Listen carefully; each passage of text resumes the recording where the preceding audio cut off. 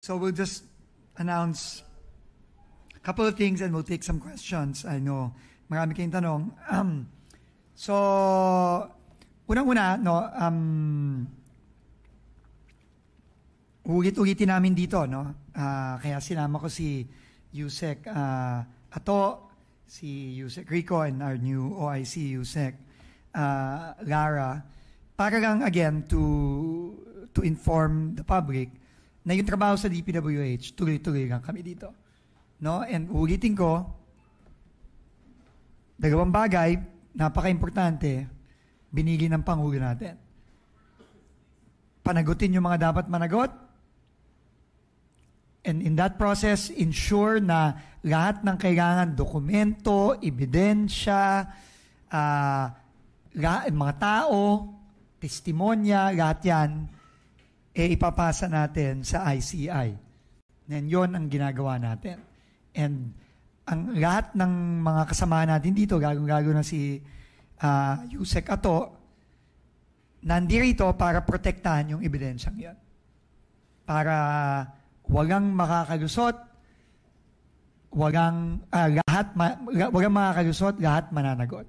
Okay? So, we are doing that 24/7, no, yung pag-protect ng ebidensya.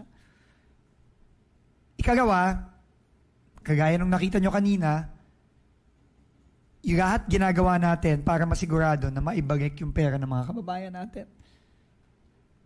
So those two things, we take very, very seriously. No, because we cannot move on from this if hindi managot yung mga dapat managot and hindi maibalik yung pera ng mga kababayan namin. And hindi kami titigil until both of those objectives are achieved. So, yung nangyari kahapon, no? Nasunog, no? Kahit ako, kung ano yung initial reaction ng mga kababayan natin, yun din ang reaction ko. In fact, tumawag ako kagad kay Yusek Ato, tumawag ako kagad kay Yusek Lara to find out ano nangyari, ano ang nasunog. And in the course of the day, unang-una, no, I think the fire was put under control after 2 hours? No, 30 minutes. So less than an hour, na-control na yung fire. Mamaya, ulitin na lang namin yung initial report ng Bureau of Fire and Protection na ginabas, I think, kagabi. Pero pinaka-importante sa akin, Gage, is yung rason. No? Kasi kahit ako, kagaya ng mga kababayan namin, kaming lahat dito, no? Lalo na kaming mga bago dito sa DPWH, si Yusek Ato especially, no? Dahil siya ang siya ang Yusek natin for operations sa Luzon. No? At siya ang co-lead ng ating investigation dito kasama ni Yusek Rafi Turgano. Lagi kaming suspitsyoso. Natural sa amin yun. Lalo na kay General Bisnar. Na sa kanyang experience bilang police at part ng CIDG. At yun kagad ang tinanong ko sa kanya, sinadya ba to? At ano ang mga dokumentong nandoon na pwedeng naging motibo kung sinadya man ito? No? So, we are here today to give you facts. Okay? We will give you facts that we have now. Hindi ako pupunta sa fake news o sa kung ano-ano. Hindi ako ganon. No? Kilala niyo ako, hindi ako ganon. Lagi akong base sa facts. No? Pero, yun ay initial facts pa lamang. Dahil ongoing pa ang pag-iimbestiga ni General Bisnar. No? And until matapos yung investigasyon na yon, kung ano nangyari talaga kahapon, at ano ang nawala, ano ang nasunog, tuloy-tuloy tayo dyan. But we can give you the initial facts that we have today. And the initial facts are, number 1, the Bureau of Research Standards building in Quezon City suffered a fire, no, yesterday, no? Pero awa ng Diyos, Hindi naman yung buong building ang nasunog. Naagapan to, mabilis rumisponde ang ating Bureau of Fire. Nagpapasalamat tayo sa Bureau of Fire at sa LGU ng Quezon City. No, kay Mayor Joy, nagpadala kagad ng mabilis na response. No, napatay yung sunog in less than an hour. No, I think within 30 minutes. Napatay yung sunog. No, about an hour. No, a little less than an hour. Okay. Ang Bureau of Research Standards, para alam nyo lang, ito ang division ng DPWH na nag-aaral. No? Siya ang nagpo-provide ng mga studies para sa iba't ibang mga proyekto. Hindi siya parte ng implementasyon ng proyekto. No? Mamaya papasalitain ko ng konti si OIC Yusek Lara para to give you some background, no, about that. And also, I want Yusek Lara to also run down the documents that were there because we want to be transparent with the public. Ano ba yung mga naapektuhang mga dokumento, no? At yun nga, yung initial naming pag-check, walang dokumento related sa ongoing investigations. Okay? At yun din ang pinaabot ko sa ICI kahapon. No? Because obviously, everybody is concerned. No? Now, yan yung sitwasyon sa BRS. No? Yan, nakikita nyo ngayon. Pero gusto ko ding i-clarify. Again, facts. No? Merong pagkakamali. Yung isang assistant secretary na nagsalita sa Senado kahapon. Si Assistant Secretary Melody Villar. No? She is a new Assistant Secretary. We brought her in. She made a mistake by wrongly saying that the building that was affected by the fire was the Region 4B building. That is not true. In fact, I will show you pictures, and those are pictures this morning of the Region 4B building in Quezon City. The Region 4B building is safe and sound, but it is, I think, a couple of 100 meters away from the BRS building. But it was not affected by the fire, as you can clearly see from the video taken this morning, and you can go there if you want. No?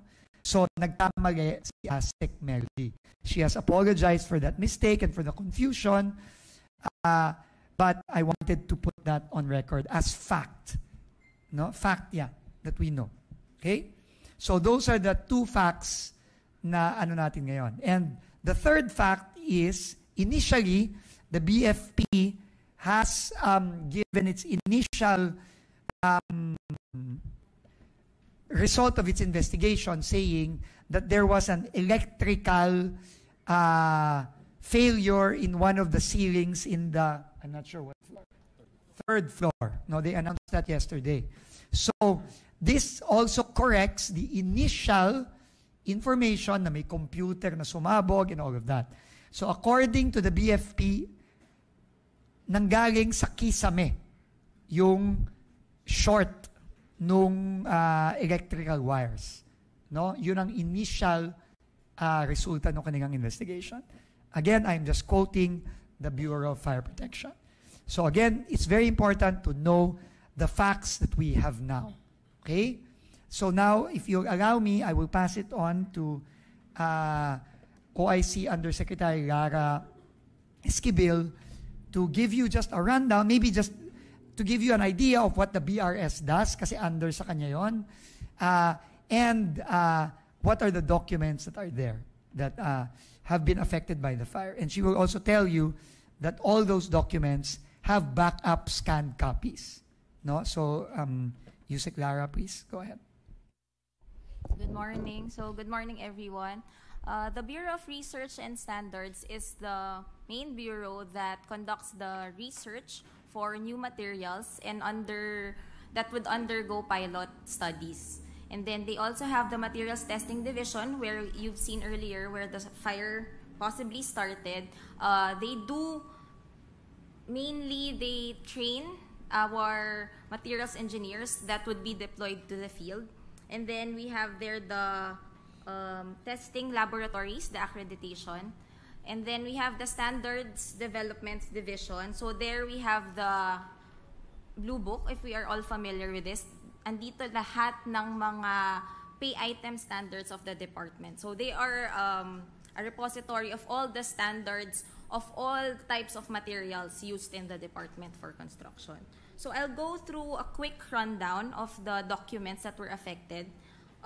We have mainly manuals. We have the ASTM references, ACI, JICA manuals, design guidelines, and all the standard specification of pay items. For the Technical Services Division, we have calibration reports, 2022 onwards, all our documents, soil and rock classification reports, technical specification certification, material sources reports, field testing reports, procurement documents, inventory reports, training-related documents, and the pilot research projects. We have also in the Materials Testing Division, the training certificates, training materials for material testing technology and laboratory technician courses, star rating reports for regional and district materials testing laboratories, the quality management system compliance documents, requests and reports for inspection of testing laboratories and batching plants, requests and reports for technical evaluation of laboratory equipment, recent various correspondence related to the various functions of the Materials Testing Division, calibration reports of Materials Testing Division equipment, and other personal files of the employees of the Materials Testing Division. We have reports that all of these are scanned and 100% backed up in our online and physical drives. Thank you po. Okay, so that's the the rundown. No, we'll give you a list of of what the undersecretary has read. No, so again, no, we take ulitin ko, no, based on the directives of the president to ensure that we make those people accountable in this ongoing investigation. We take document security very, very seriously. Kaya nga nandito si General Bisnar. Kasi yan ang kanyang specialty. So we don't take this for granted. We are very serious about this. Any reports of tampering, etc., talagang ina-action na namin agad yan. And the event yesterday, yung sunog, kahit kami, kahit ako, talagang nababahaga ako sa mga ganyang pangyayari. At kung suspitsyoso ang publiko at ang media, maniwala kayo, mas suspitsyoso kaming dalawa ni General Bisnar. So may I just pass it on to General Bisnar now to give you a rundown of the precautions we are taking to ensure the integrity of all documents related to the ongoing investigations. Thank you very much, Sec. First week pa lang po ni Secretary dito sa DPWH, ang isa sa mga naging utos po niya ay ipa-scan at magkaroon ng digital copy lahat ng documents patungkol po sa hindi lang po sa flood control projects in the last 10 years, pero po para sa lahat po ng mga infra projects. So yan po ay ginagawa ng ating mga regional and district offices. In fact, nagkaroon po rin ng submission kung dito po kayo papasok sa central office, makikita nyo po na napakaraming dokumento po ang nanggaling po sa regional office at saka district office. Kasi aside from the digital copy, ay in-require po ni Secretary na ipadala po dito sa central yung mga dokumento, specifically for now, yung mga flood control projects. In the second week of September, nag-request rin po si Secretary through SILG at saka SND ng tulong sa ating PNP at AFP para po i-secure yung mga opisina po ng DPWH hanggang sa district level. Kaya po nag-deploy po yung ating PNP. Ito po ay dahil bungad na rin po ng mga reports na nagkakaroon ng tampering, nagkakaroon po ng ang kinakatakot po namin ni Secretary from the very beginning ay yung baka ilabas o tanggalin yung mga dokumento tungkol dito sa ongoing investigation. So meron rin pong request na ipinadala po sa Secretary kay SOJ para po yung NBI Cyber Security Unit ay magsagawa ng digital forensic ng mga databases po dito sa central office at humingi rin po sa Secretary ng tulong kay DICT Secretary para po yung CICC ay ma-deploy para po makita rin yung mga digital files sa iba't ibang opisina po ng DPWH. Okay, so ulitin ko, no, siniseryoso namin ito, no? Kasi yung integridad ng ating investigasyon na nakasagagay dito, no? Sa mga dokumentong to, kaya we take it very seriously. In fact, 24/7 gwardyado itong mga dokumentong to, no, dito sa central office. At sa kasalukuyan, sinisigurado natin na talagang, in fact, nag-uusap na nga kami ni General kung paano natin ma-secure pagago itong mga dokumentong to, no? Pero gwardyado dito yung mga dokumentong to 24/7, no? And obviously, gwardyado din yung facility, itong central office na to, no? From possible infiltration of people who might want to do something here, no? Nakabantay po tayo dito. At sinisigurado natin na talagang mapoprotektahan yung mga napaka-importanting mga dokumento dito. So, ulitin namin, no? Ongoing tong investigation namin sa BRS. Pero as of today, no, dito sa listahan na pinakita sa atin ni Undersecretary Lara is wala tayong nakikitang critical na dokumento dito, no, na which may be critical in the ongoing investigation. And plus, add to the fact na all of them are backed up by scanned copies, no? So, we will give you additional updates as we continue with the investigation into the fire yesterday. But again, naiintindihan ko yung pagdududa at yung pag-aalingangan ng mga kababayan natin. Kasi nung nakita ko nasusunog, ganun din ang naramdaman ko, no? At kaya ganun din ang naramdaman naming lahat dito. Lalo na kaming dalawa ni General Bisnac.